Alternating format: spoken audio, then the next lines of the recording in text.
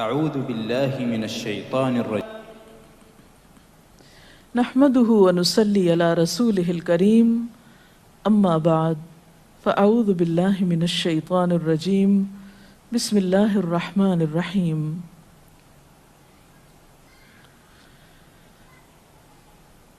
ایک پاکیزہ معاشرہ اسی وقت وجود میں آ سکتا ہے جب خاندانی نظام مضبوط ہو، اور خاندانی نظام کی مضبوطی کا انحصار شوہر اور بیوی کے باہمی تعلقات پر ہوتا ہے. دونوں کے درمیان جب تک باہم موافقت نہ ہو، دونوں ایک دوسرے کے حقوق کا خیال نہ رکھیں، اس وقت تک خاندان کے اندر خوشی، راحت، سکون پیدا نہیں ہو سکتا. تو آئیے ہم دیکھتے ہیں کہ اسلام شوہر اور بیوی کو ایک دوسرے کے حقوق کی ادائیگی کے لیے کیا حکم دیتا ہے. سب سے پہلے شوہر کی ذمہ داریوں پہ بات کریں گے اور عورت کے حقوق پر. قرآن پاک میں اللہ سبحانہ و تعالیٰ نے شوہر اور بیوی دونوں کو ایک دوسرے کا لباس بتایا ہے. ارشاد باری تعالیٰ ہے، ہن لباس لکم وانتم لباس لہن، وہ تمہارا لباس ہیں اور تم ان کا لباس ہو. اور لباس انسان کے لیے حفاظت، زیب و زینت اور سکون کا باعث ہوتا ہے. انسان اپنے لباس سے پہچانا جاتا ہے. انسان اپنے لباس کی کیئر کرتا ہے، اس کی حفاظت کرتا ہے، نگہداشت کرتا ہے، اس کے بارے میں کانشیس ہوتا ہے، اس سے غافل نہیں ہوتا، کیونکہ وہ اس کی شخصیت کو خوبصورت بناتا ہے. اور اگر لباس اچھا نہیں تو شخصیت داغدار ہو جاتی ہے. تو جس طرح لباس اور جسم کا باہم تعلق ہے، ایک مضبوط تعلق، قریبی تعلق، اسی طرح شوہر اور بیوی کا بھی باہم ایک مضبوط قریبی تعلق ہوتا ہے. اس لیے دونوں جب تک ایک دوسرے کے حقوق ادا نہ کریں، دونوں ایک دوسرے کا خیال نہ رکھیں، تو کوئی بھی خوشگوار خاندان جنم نہیں لے سکتا. تو آئیے دیکھتے ہیں کہ اس سلسلے میں اسلام کی تعلیمات کیا ہیں. سب سے پہلے شوہر کو یہ تلقین کی گئی کہ وہ بیوی کے ساتھ اچھا سلوک کرے. قرآن پاک میں اللہ تعالیٰ فرماتے ہیں، وَعَاشِرُوهُنَّ بِالْمَعْرُوفِ، اور ان عورتوں کے ساتھ معروف طریقے سے، بھلے طریقے سے زندگی بسر کرو. حجۃ الوداع کے موقع پر نبی صلی اللہ علیہ وسلم نے مردوں کو تلقین کرتے ہوئے فرمایا، لوگو سنو، عورتوں کے ساتھ اچھے سلوک سے پیش آؤ، کیونکہ وہ تمہارے پاس قیدیوں کی طرح ہیں. تمہیں ان کے ساتھ سختی کرنے کا کوئی حق نہیں سوائے اس صورت کے جب ان کی طرف سے کھلی ہوئی نافرمانی سامنے آئے. اسی طرح آپ نے اپنے اس خطبے میں یہ بھی فرمایا کہ دیکھو سنو، تمہارے کچھ حقوق تمہاری بیویوں پر ہیں اور تمہاری بیویوں کے کچھ حقوق تم پر ہیں. تمہارا حق ان پر یہ ہے کہ وہ تمہارے بستروں کو ان لوگوں سے نہ روندوائیں جن کو تم ناپسند کرتے ہو، اور تمہارے گھروں میں ایسے لوگوں کو نہ آنے دیں جن کا آنا تمہیں ناگوار ہو. اور سنو، ان کا تم پر یہ حق ہے کہ تم انہیں اچھا کھلاؤ اور اچھا پہناؤ. اسی طرح اسلام شوہر کو یہ حکم بھی دیتا ہے کہ وہ بیوی کے ساتھ خوش گمان رہے. اور اگر دیکھا جائے تو انسانی گمان اور انسانی سوچ انسان کے عمل کی بنیاد بنتی. آپ کسی کے ساتھ بھی اچھا سلوک اسی وقت کر سکتے ہیں جب آپ اس کے بارے میں حسن ظن رکھتے ہوں، اس کے بارے میں اچھی سوچ رکھتے ہوں، اس کے لیے برا نہ چاہتے ہوں. اسی لیے ہم دیکھتے ہیں کہ قرآن پاک میں اللہ سبحانہ و تعالیٰ تلقین فرماتے ہیں کہ فَإِن كَرِهْتُمُوهُنَّ فَعَسَىٰ أَن تَكْرَهُوا شَيْئًا وَيَجْعَلَ اللَّهُ فِيهِ خَيْرًا كَثِيرًا، کہ اگر وہ تمہیں کسی وجہ سے ناپسند بھی ہوں تو ہو سکتا ہے کہ ایک چیز تمہیں پسند نہ ہو، مگر اللہ تعالیٰ نے اسی میں تمہارے لیے بہت کچھ بھلائی بنا رکھی ہو.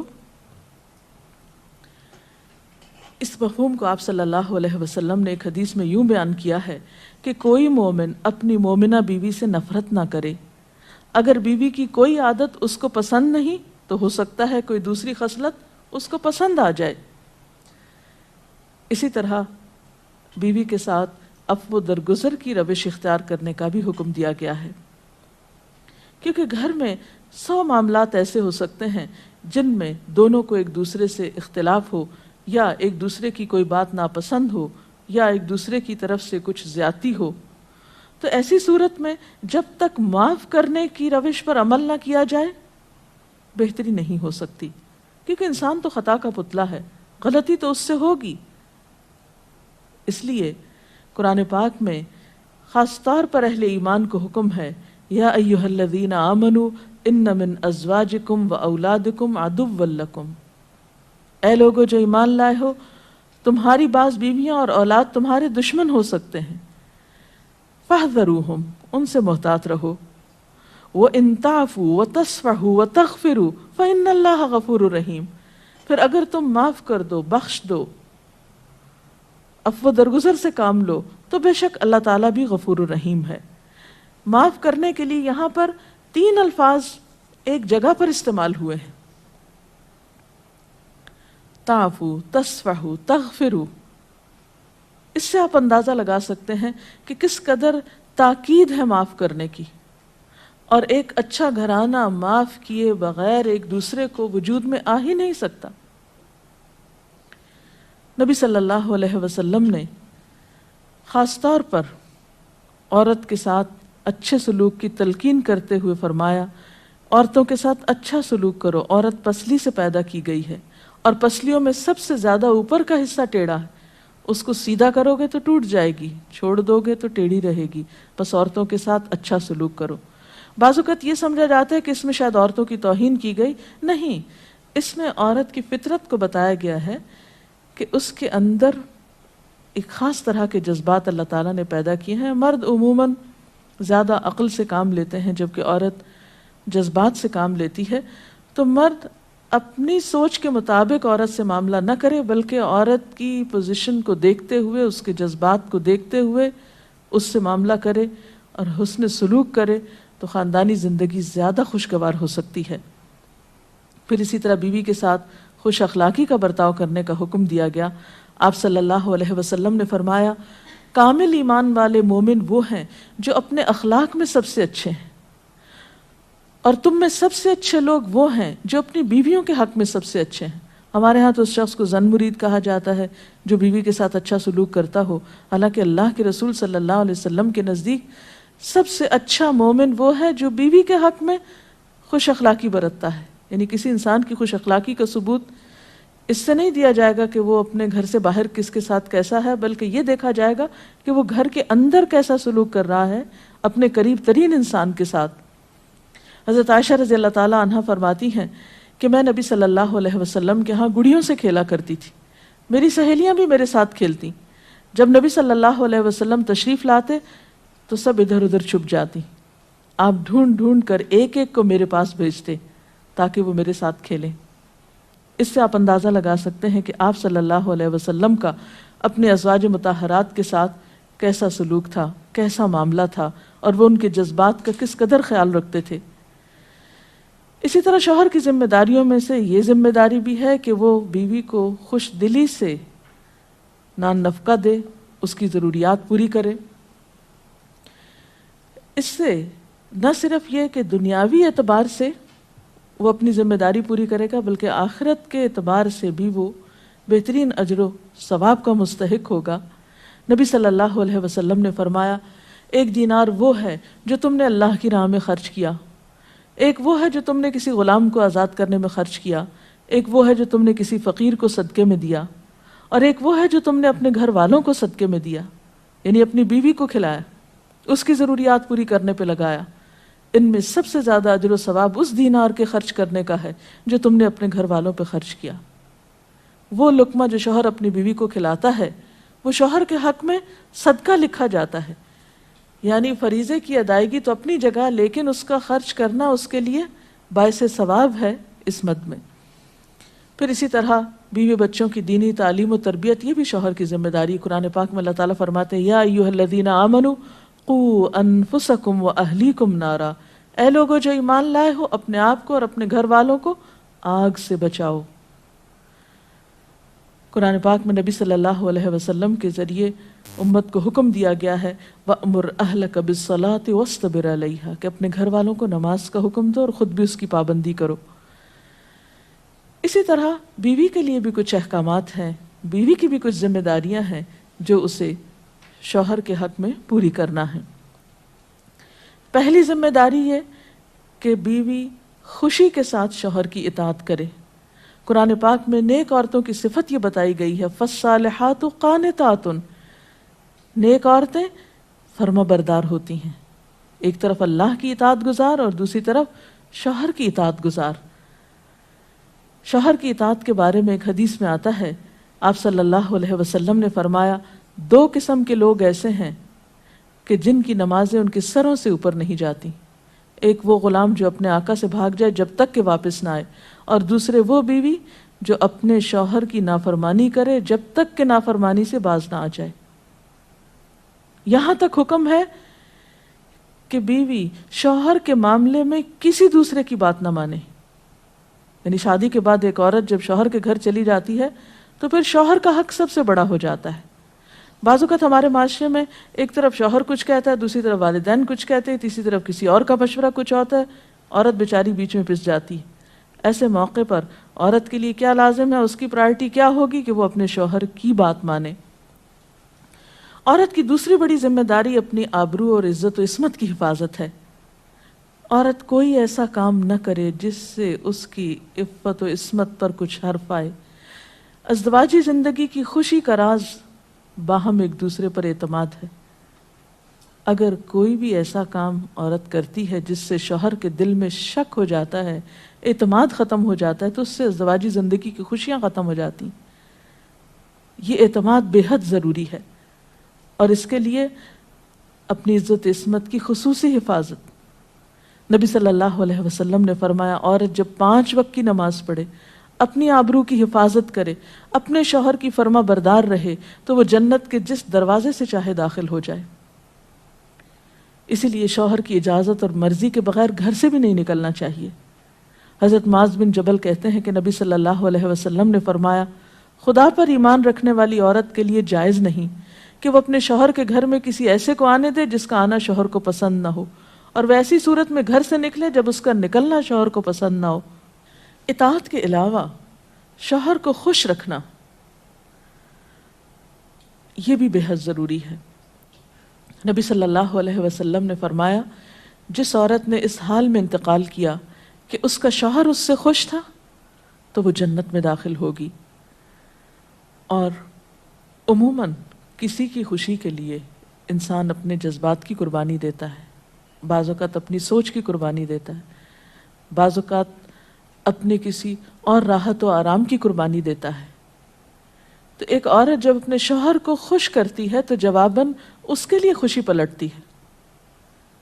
اس لیے گھریلو زندگی کی خوشی کا انحصار اسی بات پر ہے کہ دونوں ایک دوسرے کے لیے قربانی کے جذبات رکھتے ہوں، ایک دوسرے کے لیے رحمت اور ایک دوسرے کے لیے مودت کا ذریعہ ہوں. جیسا کہ قرآن پاک میں شادی کا مقصد ہی یہ بتایا گیا کہ دونوں کے درمیان باہم مودت اور رحمت کے جذبات ہوں، ایک دوسرے کے لیے سکون کا باعث ہوں، تاکہ انسانی زندگی بہترین طریقے پر رواں دواں رہے.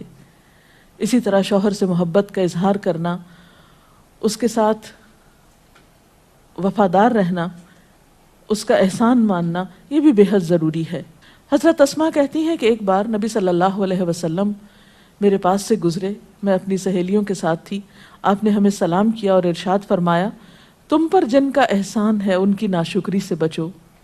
تم میں سے ایک اپنے ماں باپ کے گھر کافی دنوں تک بن بیاہی بیٹھی رہتی ہے، پھر اللہ تعالیٰ اس کو شوہر عطا کرتا ہے، اولاد دیتا ہے، اور ان سارے احسانات کے باوجود اگر کبھی کسی بات پہ شوہر سے ناراض ہوتی ہے تو کہہ اٹھتی ہے میں نے تو کبھی تمہاری طرف سے کوئی بھلائی دیکھی ہی نہیں. تو یہ جملہ ناشکری کا جملہ ہے جو عورت کو نہیں بولنا چاہیے. قیامت کے دن اللہ تعالیٰ اس عورت کی طرف نظر رحمت اٹھا کر نہیں دیکھے گا جو شوہر کی ناشکری ہوگی۔ اور آخری بات یہ کہ عورت کے اوپر لازم ہے کہ وہ اپنے گھر بار، مال و اسباب اور اپنی ذمہ داریوں میں شوہر کی مددگار رہے، شوہر کی وفادار رہے۔ آپ صلی اللہ علیہ وسلم نے فرمایا قریش کی عورتیں کتنی اچھی عورتیں ہیں جو بچوں پہ بہت مہربان اور شوہر کے گھر بار کی حفاظت کرنے والی ہیں۔ آپ صلی اللہ علیہ وسلم نے ایک اچھی عورت کی خوبیاں بیان کرتے ہوئے فرمایا مومن کے لیے خوف خدا کے بعد سب سے مفید اور باعث خیر نعمت نیک بیوی ہے۔ اور نیک بیوی کون؟ جب وہ شوہر اسے کسی کام کے لیے کہے تو خوشی سے کر دے، جب اس پہ نگاہ ڈالے تو اسے خوش کر دے، جب اس کے بھروسے پہ قسم کھائے تو وہ اس کی قسم پوری کر دے، جب وہ کہیں چلا جائے تو اس کے پیچھے اپنی عزت و آبرو کی حفاظت کرے، اور شوہر کے مال و اسباب کی اور ان سب چیزوں کی نگرانی میں شوہر کی خیرخواہ اور وفادار رہے، اور اس کے ساتھ ساتھ اپنی صفائی، زیبائش اور سلیقہ مندی کا بھی ثبوت دے۔ اس سلسلے میں اگر آپ کے ذہن میں مزید کچھ سوالات ہوں تو آپ کر سکتے ہیں۔ اگر والدین اور شوہر دونوں میں سے کسی ایک کی بات ماننے کا جیسے وقت ہو تو پھر کس کی بات پہلے ماننی چاہیے؟ شادی کے بعد شوہر کی بات ماننا زیادہ ضروری ہے بنسبت کسی اور کے، کیونکہ واضح طور پر آتا ہے کہ عورت شوہر کے معاملے میں کسی دوسرے کی بات نہ مانے۔ اگر شوہر کوئی ایسا حکم دے جو کہ شریعت کے خلاف ہو تو کیا اس کو حکم ماننا چاہیے؟ شریعت دین کے خلاف؟ یہ تو ایک اصول ہے لا طاعۃ لمخلوق فی معصیۃ الخالق، کہ کسی مخلوق کی یعنی کسی انسان کی اطاعت جائز ہی نہیں جہاں اللہ کی نافرمانی ہو رہی ہو۔ یہ تو ایک واضح اور طے شدہ بات ہے، اس لیے جہاں اطاعت کی بات ہوگی وہ معروف میں ہوگی، نیکی اور بھلائی کے کاموں میں ہوگی، شر میں اور برائی میں نہیں ہوگی۔ اگر کسی کا شوہر ناراض اس کا انتقال ہو جائے، وہ ناراض ہو اس کا انتقال ہو جائے، ایسی بیوی کیا کرے؟ بعد میں شوہر کے لیے دعا مغفرت کرے، اس کی طرف سے صدقہ خیرات کرے تو انشاءاللہ اللہ تعالیٰ معاف کرنے والا ہے۔ ڈاکٹر صاحبہ، اگر ایک پارٹنر اپنے حقوق، اپنے فرائض پورے کرتا ہے لیکن دوسرا جو ہے وہ نہیں کر رہا، تو اس صورت میں پھر کیا رویہ ہونا چاہیے؟ اس میں یہ کہ حسن سلوک کے ساتھ دوسرے شخص کو توجہ دلانی چاہیے کہ وہ اپنے حقوق پورے کرے، کیونکہ تالی دونوں ہاتھوں سے بجتی ہے۔ ایک شخص کب تک اچھا سلوک کر سکتا ہے اگر دوسری طرف سے اچھا سلوک نہ ہو؟ لیکن یہ یاد رکھیے کہ انسان بد اخلاقی کے ساتھ نہ کسی کا دل جیت سکتا ہے، زور زبردستی کے ساتھ کسی سے اپنے حقوق نہیں منوا سکتا۔ وقتی طور پہ ہو سکتا ہے کہ پریشرائز ہو جائے، لیکن کسی کے دل میں اپنی جگہ نفرت یا سختی سے نہیں بنائی جا سکتی، محبت کے ساتھ ہی بنتی ہے۔ اس لیے صبر سے کام لینا چاہیے، اس معاملے میں جلد بازی نہیں کرنی چاہیے، اور دوسرے کو اپنے اخلاق کے ساتھ درست کرنے کی کوشش کرنی چاہیے، کیونکہ شوہر اور بیوی کا باہم تعلق جو ہے وہ بنیادی طور پر ہے ہی محبت کا تعلق۔ اگر شوہر دینی تعلیم کو اہمیت نہیں دیتا لیکن بیوی اسے حاصل کرنا چاہتی ہے تو ایسے میں بیوی کو کیا کرنا چاہیے؟ اب دیکھیے کہ دین کی تعلیم تو یہی ہے کہ طلب العلم فریضۃ علی کل مسلم، علم حاصل کرنا ہر مسلمان پر فرض ہے۔ اس میں جیسے مرد کا حق ہے علم حاصل کرنے کا، ایسا ہی عورت کا بھی حق ہے، کیونکہ علم کے بغیر تو زندگی اندھیر ہے۔ نہ انسان دنیا میں صحیح طور پر زندگی بسر کرتا ہے اور آخرت میں بھی وہ کیسے حساب کتاب دے سکتا ہے جب اس کو پتہ ہی نہیں کہ اس کی ذمہ داریاں کیا ہیں، اسے کیا کرنا چاہیے اور کیا نہیں کرنا چاہیے۔ تو اس لیے اسلام نے ایسے معاملے میں عورت کو حق دیا ہے کہ وہ اپنا حق لے سکتی ہے، یعنی اگر شوہر نہیں بھی راضی تو وہ دینی علم حاصل کر سکتی ہے جس پر اس کی دنیا اور آخرت کی فلاح کا انحصار ہے۔ اگر شوہر دوسری شادی کرنا چاہے اور اپنی پہلی بیوی سے اجازت لینا کیا اس پہ فرض ہے؟ نہیں، فرض نہیں۔